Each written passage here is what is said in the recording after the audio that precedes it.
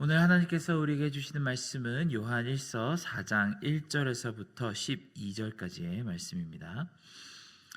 요한일서 4장 1절에서부터 12절까지의 말씀을 저와 여러분이 한 절씩 교독하시고 마지막 12절을 함께 읽겠습니다. 사랑하는 자들아, 영을 다 믿지 말고 오직 영들이 하나님께 속하였나 분별하라. 많은 거짓 선지자가 세상에 나왔음이라. 이로써 너희가 하나님의 영을 알지니 곧 예수 그리스도께서 육체로 오신 것을 시인하는 영마다 하나님께 속한 것이요 예수를 시인하지 아니하는 영마다 하나님께 속한 것이 아니니 이것이 곧 적그리스도의 영이라. 오리라 한 말을 너희가 들었거니와 지금 벌써 세상에 있느니라. 자녀들아, 너희는 하나님께 속하였고 또 그들을 이기었나니 이는 너희 안에 계신 이가 세상에 있는 자보다 크심이라. 그들은 세상에 속한 고로 세상에 속한 말을 하며 세상이 그들의 말을 듣느니라. 우리는 하나님께 속하였으니 하나님을 아는 자는 우리의 말을 듣고 하나님께 속하지 아니하는 자는 우리의 말을 듣지 아니하나니 진리의 영과 미혹의 영을 이로써 아느니라. 사랑하는 자들아, 우리가 서로 사랑하자. 사랑은 하나님께 속한 것이니 사랑하는 자마다 하나님으로부터 나서 하나님을 알고 사랑하지 아니하는 자는 하나님을 알지 못하나니 이는 하나님은 사랑이심이라. 하나님의 사랑이 우리에게 이렇게 나타난 바 되었으니 하나님이 자기의 독생자를 세상에 보내시면 그로 말미암아 우리를 살리려 하심이라. 사랑은 여기 있으니 우리가 하나님을 사랑한 것이 아니요 하나님이 우리를 사랑하사 우리 죄를 속하기 위하여 화목 제물로 그 아들을 보내셨음이라. 사랑하는 자들아, 하나님이 이같이 우리를 사랑하셨은즉 우리도 서로 사랑하는 것이 마땅하도다. 어느 때나 하나님을 본 사람이 없으되 만일 우리가 서로 사랑하면 하나님이 우리 안에 거하시고 그의 사랑이 우리 안에 온전히 이루어지느니라. 아멘. 지난 2025년에 가장 화두가 되었던 여러 이슈들 중에 AI는 당연 한 손에 그 순위를 꼽을 수 있을 것입니다.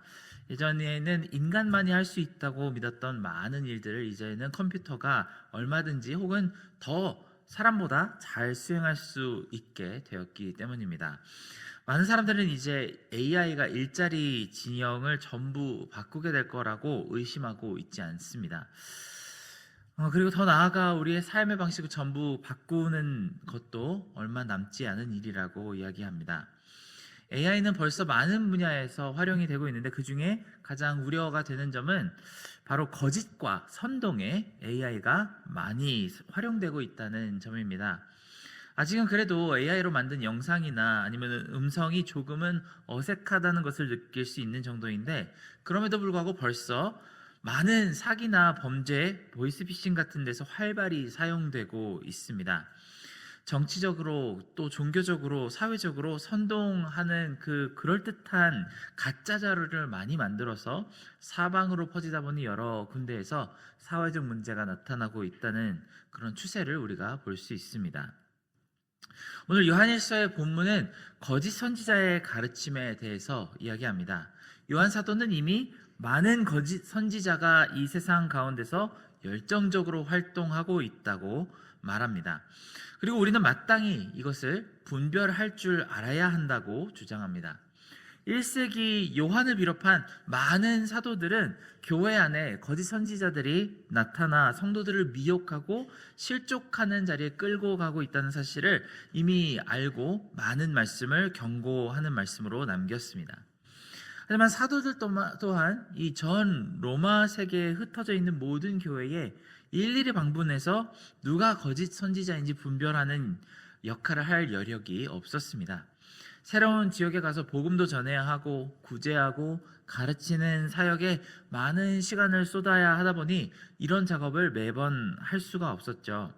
그리고 사실 어느 정도 하나님 말씀을 아는 성도라면 이제는 진리와 비진리를 구분할 수 있는 능력이 있어야만 합니다.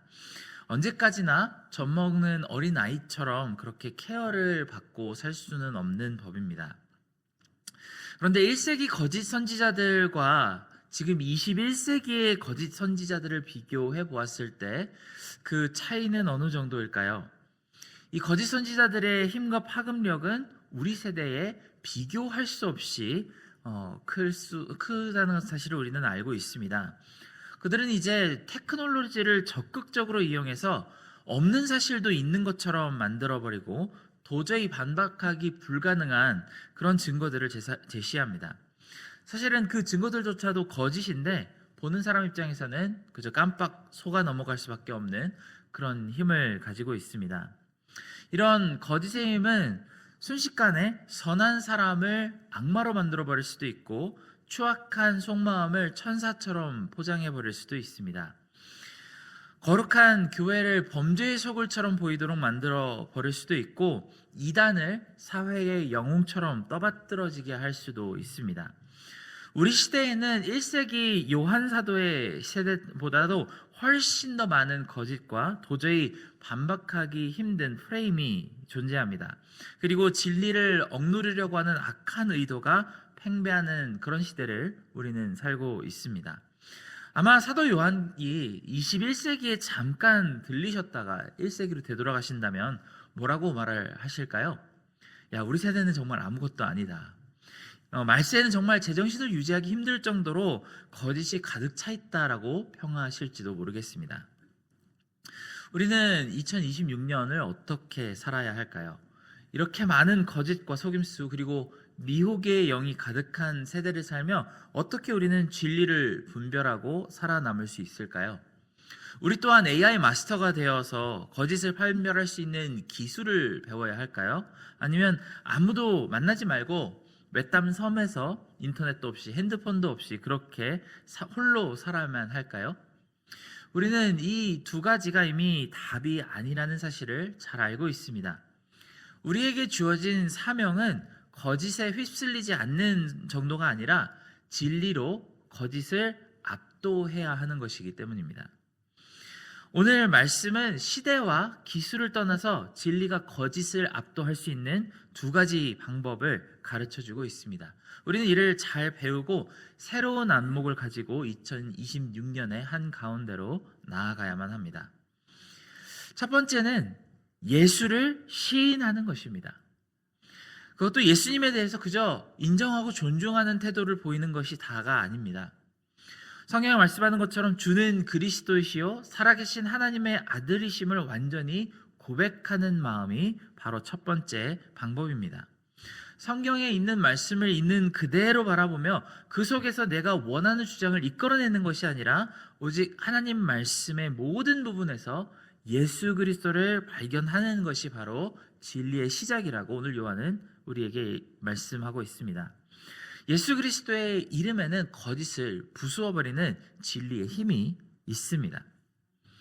그런데 이 말씀을 조금 생각해보면 이상한 점이 있다는 것을 발견할 것입니다. 굉장히 많은 이단 교회들도 역시 예수 그리스도의 이름을 활용해서 거짓을 만들어내고 있기 때문입니다.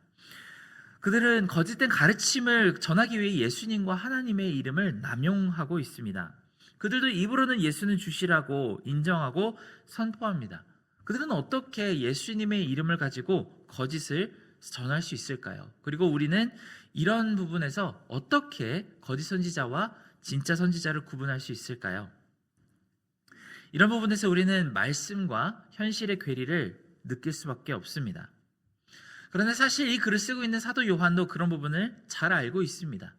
요한 사도가 치열하게 대적하던 많은 이단의 지도자들도 예수님의 이름을 가지고 거짓을 전파했기 때문입니다. 하지만 많은 믿음의 선지자들이 분별력으로 간파한 것이 있다면 그들은 처음엔 예수 그리스도의 이름으로 말을 시작하지만 결국 결론은 예수님에서 벗어난 주장을 한다는 것입니다. 그리고 이것은 우리 세대에도 마찬가지입니다. 일단 시작은 예수님으로 포문을 열며 우리의 관심을 끌기 시작합니다. 하지만 어느 순간부터 그들의 진짜 의도는 예수님 자체에서 벗어나기 시작합니다. 그들이 가진 정치적인 의도, 경제적인 의도, 또한 이기적인 개인적인 욕구가 예수님으로부터 점점 벗어난 주장들에 나타나기 시작합니다. 우리는 이 전환점이 너무나도 교묘하기 때문에 마치 그런 메시지가 다 하나님의 뜻인 것처럼 인식하지만 곰곰이 생각해 본다면 예수님은 그저 우리의 환심을 사는 도구일 뿐이고 본 목적은 따로 있다는 사실을 분명히 깨닫게 될 것입니다. 우리 주 예수 그리스도는 목적 그 자체입니다. 차라리 시작점이 조금 달라도 끝에 예수님만 남게 된다면 그것이 더 진리에 가까울 것입니다.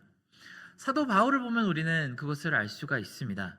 그의 시작은 율법주의였는데 그의 끝은 그리스도의 가장 강력한 사도로 나타납니다. 우리는 예수님의 이름이 도구로 사용되고 있는지 아니면 다른 모든 것을 도구로 활용해서 예수의 이름을 드러내고 있는지를 잘 살펴보아야만 합니다. 많은 사람들이 이것이 주님의 뜻입니다라고 큰 소리를 외치며 마지막에는 예수님과 상관없는 주장을 하고 갖가지 성경에 없는 여러 가지 증거를 활용하는 것을 들으신다면 곧바로 경계하시기 바랍니다. 이것이 오늘 말씀이 전하는 첫 번째 진리를 분별하는 방법입니다. 두 번째는 열매, 특히 사랑의 열매가 있는지를 보면 알 수 있습니다. 하나님의 진리는 그 열매가 사랑으로 나타납니다. 우리가 땅에 포도나무를 심으면 당연히 포도가 열매로 나올 것이고 사과나무를 심으면 사과가 열매로 나온다는 사실을 잘 알고 있습니다. 그리고 우리 주님 예수님이 하늘의 밀알이 되어서 땅에 심으신 씨앗은 바로 사랑의 씨앗입니다. 오늘 말씀의 9절과 10절에 이렇게 선포합니다. 하나님의 사랑이 우리에게 이렇게 나타난 바 되었으니 하나님이 자기의 독생자를 세상에 보내심은 그로 말미암아 우리를 살리려 하심이라. 사랑은 여기에 있으니 우리가 하나님을 사랑한 것이 아니요 하나님이 우리를 사랑하사 우리 죄를 속하기 위하여 화목제물로 그 아들을 보내셨음이라. 하나님께서 우리의 마음밭에 사랑을 심으셨는데 그 진리가 싹이 트고 자라나면 당연히 그 열매로 사랑의 열매가 나와야 하는 것이 합당합니다. 그런데 어떤 가르침을 들으면 들을수록 우리 마음속에 교만이 싹트거나 비판하는 마음과 불평하는 마음, 미움이 생겨난다면 그 가르침을 다시 한번 심각하게 분별해 보아야만 합니다. 대부분 율법주의가 맺는 열매가 바로 교만과 비평 그리고 불평이기 때문입니다. 어떤 주장이나 가르침이 나와 생각이 다른 사람을 적이라고 규명하기 시작한다면 그것은 성경적인 진리가 아닐 가능성이 굉장히 높습니다. 주로 이런 가르침을 들을 때는 우리 속이 시원하죠. 내 마음속에 가려운 부분들을 긁어주는 것 같은 마음이 들 것입니다. 그런데 실상은 이 마음속에 정말 어렵사리 싹이 트던 그 사랑의 나무를 짓밟는 과정이 될 수 있습니다. 우리 사는 이 삶 가운데에는 여러 메시지가 보수는 진보를, 진보는 보수를 적으로 규명하는 메시지가 있습니다. 남자는 여자를, 또 여자는 남자를, 그리고 기성세대는 다음 세대를, 그리고 젊은이들에게는 어르신들을 적이라고 속이는 메시지가 정말 우리 주변에 넘쳐나고 있다는 사실을 우리는 이미 알고 있습니다. 저들이 없어져야, 저들이 입을 다물고 그들의 권리를 포기해야 우리가 잘 된다고 생각하게 만든 이런 주장들은 주님으로부터 나온 주장은 아닐 것입니다. 하나님의 영이 담기지 않은 주장의 가능성이 높습니다. 우리를 그리스도로부터 멀어지게 만드는 가르침임을 우리가 분별해야만 합니다. 초대교회는 유대인들과 로마인들이 함께 예배를 드리고 떡을 떼며 교제하는 공동체였습니다. 우리가 보기엔 유대인과 로마인이 서로 다른 두 종족이라고만 생각할 수 있는데 자세히 들여다보면 그렇지가 않습니다. 로마는 칼로 유다를 지배했고 수많은 피를 흘렸습니다. 유다는 로마에 끊임없이 저항하고 세금 납부하기를 거부했으며 많은 열심당원들이 로마인들을 향해 테러를 저질렀습니다. 불과 얼마 전까지 죽고 죽이며 싸우던 이 두 종족이 그리스도 안에서 만났을 때 서로 형제와 자매라고 부르고 상처를 싸매주며 배고픔을 돌보아주는 그런 관계가 되었습니다. 이것이 도저히 거짓 가르침이 이룰 수 없는 진짜 진리의 힘입니다. 11절의 말씀에 사도 요한이 이렇게 설명합니다. 사랑하는 자들아, 하나님이 이같이 우리를 사랑하셨은즉 우리도 서로 사랑하는 것이 마땅하도다. 이것이 오직 하나님의 진리만이 맺을 수 있는 기적의 열매입니다. 우리는 두 가지 거짓을 분별해야만 합니다. 이 세대가 우리에게 건네는 거짓된 정보와 미혹의 의도를 파악하는 것이 첫 번째입니다.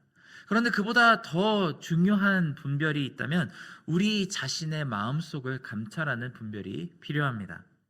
나는 지금 거짓의 영에 사로잡혀서 혹시 비판과 교만과 불평 그리고 서로를 미워하는 영에 사로잡혀 있는가? 아니면 나를 모두 내려놓고 어떤 사람이든 그리스도의 사랑으로 품을 준비가 되어 있는가? 그런 진리의 영이 내 마음에 있는가를 정직하게 살펴보아야만 합니다. 2026년 한 해에는 그리스도만이 영광 받으시고 우리 삶 가운데 사랑의 열매가 특별히 풍성하게 열리는 그런 시간이 되시길 주님의 이름으로 축원합니다. 함께 기도하겠습니다. 사랑과 은혜가 많으신 하나님, 우리 10년 가운데 너무나도 많은 거짓에 노출되어 있고 정말 그 거짓의 열매들이 우리 마음 가운데 열려 있는 것이 있다면 하나님께서 전부 제하여 주시고 우리 마음 가운데 오직 예수 그리스도를 주라고 시인하시고 오직 모든 결론 끝에 주님만 바라보는 마음만 남게 하여 주시고 그 가운데 특별히 사랑의 열매가 풍성히 열리게 도와주시옵소서. 우리 2026년 한 해 동안에는 다른 어떤 것보다 하나님께서 주신 이 사랑을 열심히 실천하는 그런 한 해가 되게 도와주시옵소서. 모든 은혜 감사드리며 예수님의 이름으로 기도드렸습니다. 아멘.